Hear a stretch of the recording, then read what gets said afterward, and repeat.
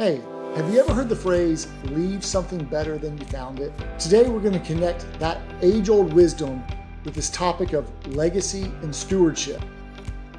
Welcome to Stories from the River, a show in which we go behind the scenes at Broad River Retail. Welcome back to Stories from the River. This is your host, Charlie Malouf, bringing you another solo episode in our summer series here. In the last episode, we talked about the power of compounding and how consistency compounds. And prior to that, we talked about generating momentum and maintaining momentum. And here today, I want to get a little bit vulnerable and talk about a topic I used to never think about. But I was reflecting on this whole concept of leave something better than you found it. I remember Inky Johnson talking a lot about that. And probably some of your parents or grandparents maybe drilled that into your head, like leave it better than you found it. You may think about that like just cleaning up your room or cleaning up a space or cleaning up after you or don't leave a mess behind. But I want to apply this concept of leave something better than you found it to this whole concept of legacy and stewardship. Thought it'd be appropriate to wear my Beds for Kids shirt here because we're talking about the concept of legacy and the generations that come behind us, our kids and our grandkids. And so what do I mean by this topic? I used to never think about legacy whatsoever. You know, people used to say, I care about my legacy. I care about what people think about me. And I was like, really? I used to say, I'm going to be gone. I don't really care that much about it. Like, what difference does it make to me? And as I started to get a little bit older and, obviously have kids and think about, being a dad, being a parent and their future and quite honestly start, when my dad passed away last year, I had a lot of time to reflect just about his life and maybe the questions I wish I had asked him or that he and I had talked about, like, what's important to you, Dad? What do you wish that you had left behind or are you happy with your legacy? I really got really introspective and reflective.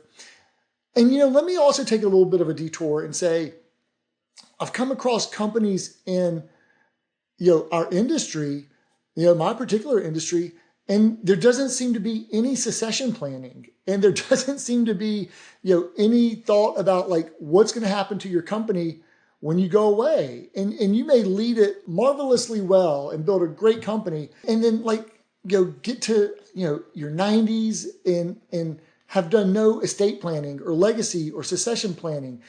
And honestly, this may sound cruel or a little bit harsh. I think that's a little bit selfish.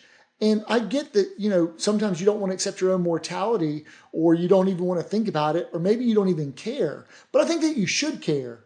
And, when you go away and if there's not a plan for what happens when you're gone, then there's confusion, there's chaos, there's uncertainty. And all the people who kind of worked in your company or had a say in it, I think that they deserve to understand and have a good succession plan in place.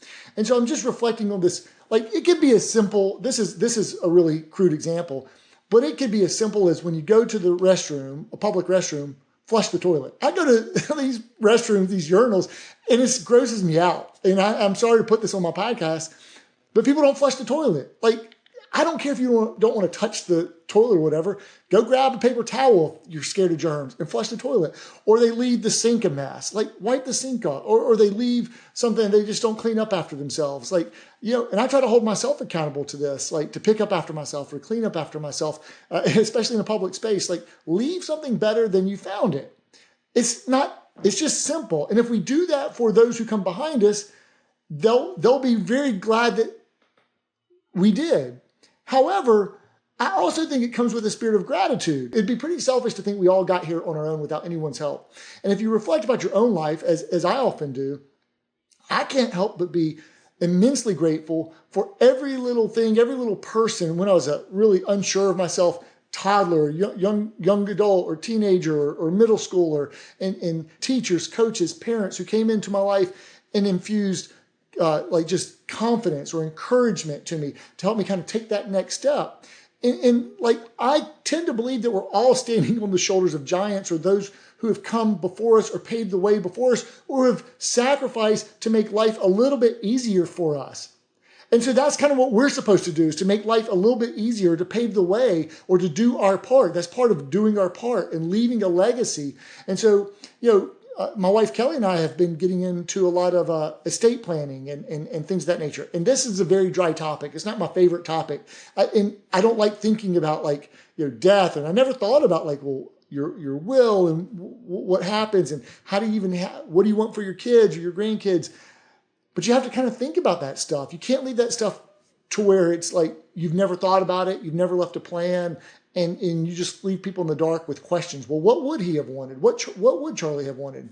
And I also think about we just had this came up in the presidency, where President Biden was asked to step down, and he said, you know what, I'll step down and pave the way for someone else. And even in you can look at companies and they say certain CEOs get addicted to power and they stay in power for too long, or it becomes a dictatorship. Even in countries where they try to eliminate term limits and ensure that they stay in power for longer. Unchecked, power ultimately will corrupt, and you have to be kind of cognizant of that, or it'll lead to negativity. So there's nothing wrong with preparing the next generation to grow and to come behind you and to leave something better than you. And so I think you need to have an estate plan.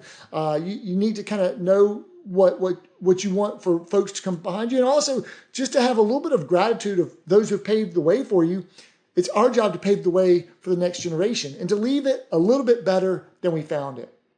And if everyone had that mindset about just life in general, their world or their family, their sphere of influence, I think our world would be a little bit better place. And it really comes to the sense of stewardship. Like whether you're overseeing your family or other people in your care or your span of care or influence, or if you're a leader, the people who you lead, you are in a sense a steward over your flock, or a steward of those people, and to make the right decisions, to care for them, to act in the best long-term interest of them, and to make sure that you leave and you can do this through your actions, through how a positive role model. You can also do it through conversations or just plans, a succession plan, and to prepare those who come behind you. And you don't have to be scared of someone taking your job or your position. It's just about leaving it better than you found it. And so I think that we should all kind of have this sense about leaving something better than we found it. It's a sense of stewardship. It's a sense of legacy. It's a sense of long-term planning.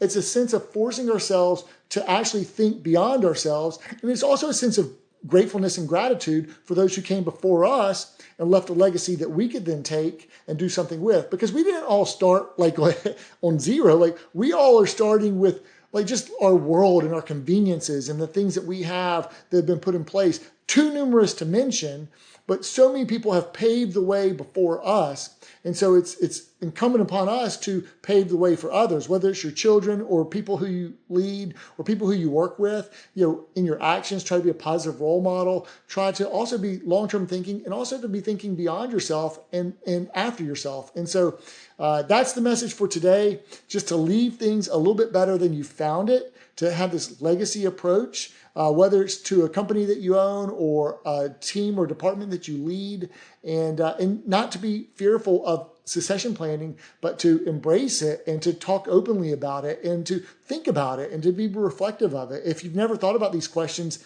maybe it's time that we start to think about, well, what do I want it to look like afterwards, and how would I be a good steward of the privilege I have of leading during the time that I have to lead. And to take a really long-term view about it is going to mean that we're thinking generationally and for the next generation. And whether that's a 20-year, 25-year, or a 50-year, a 70-year time frame, or even a 150-year time frame, you're thinking generationally or multiple generations beyond you. And so you're going to make really good long-term decisions when you're thinking about, legacy. And so that's how I've learned to really embrace this topic, a topic that I really didn't like to think about. And I know I've witnessed others who seemingly didn't consider it or think about it at all. And then you hear things tangentially that they say, yeah, I don't care what happens to me afterwards, or when I'm gone, I'm gone.